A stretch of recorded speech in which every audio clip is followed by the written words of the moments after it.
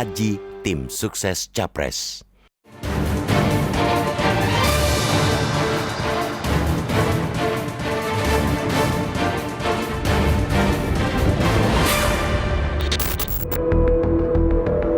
Ibarat pertandingan sepak bola, kemampuan tim dalam mengolah si kulit bundar hingga menyerangkan bola ke gawang lawan sangat menentukan kemenangan.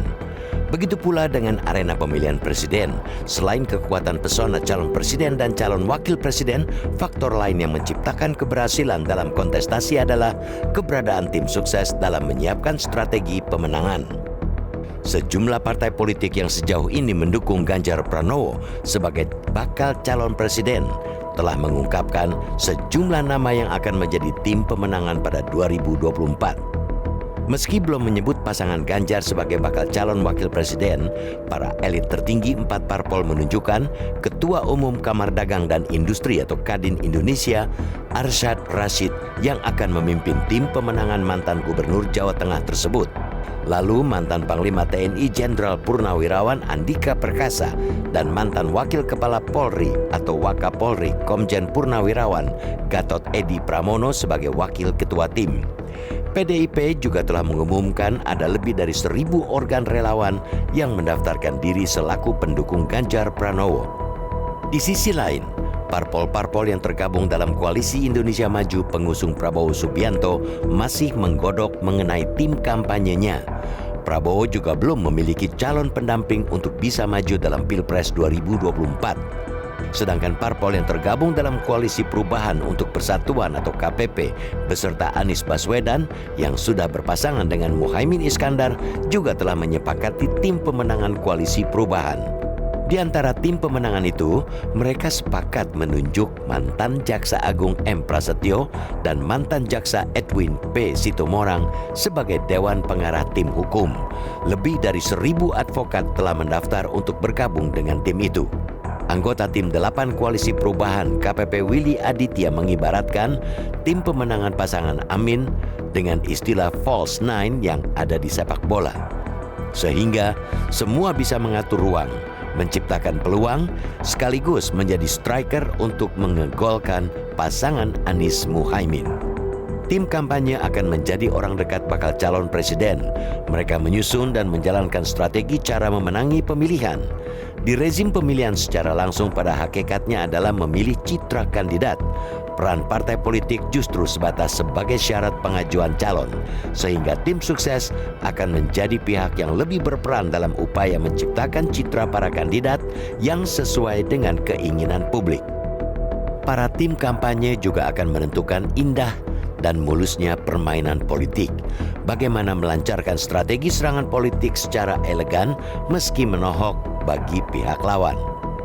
Bagaimana melancarkan strategi serangan politik secara elegan meski menohok bagi pihak lawan. Mereka juga akan menerima kenyataan atas hasil pemilu dengan lapang dada meski menyakitkan hati. Siap menang dan siap kalah, bukan sekadar slogan.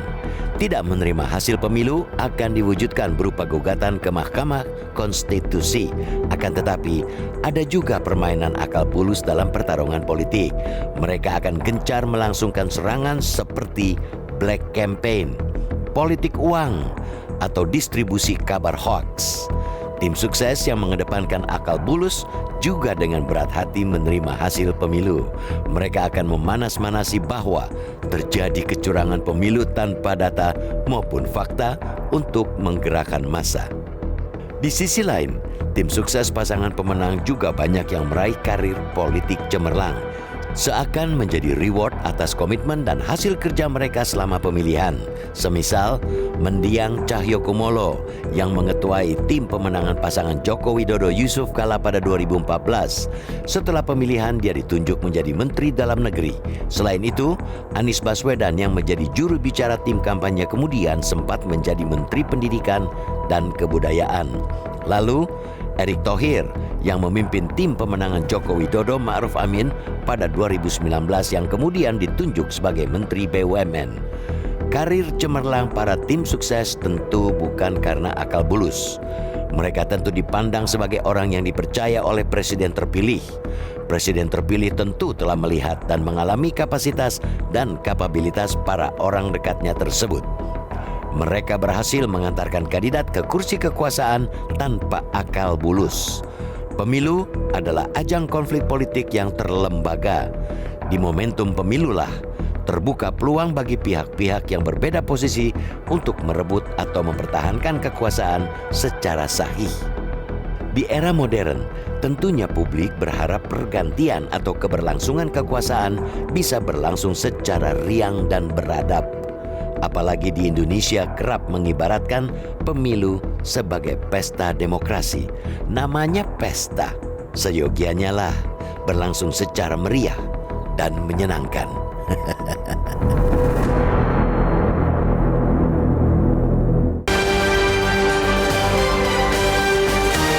Jelajahi cara baru mendapatkan informasi. Download Metro TV Extend sekarang.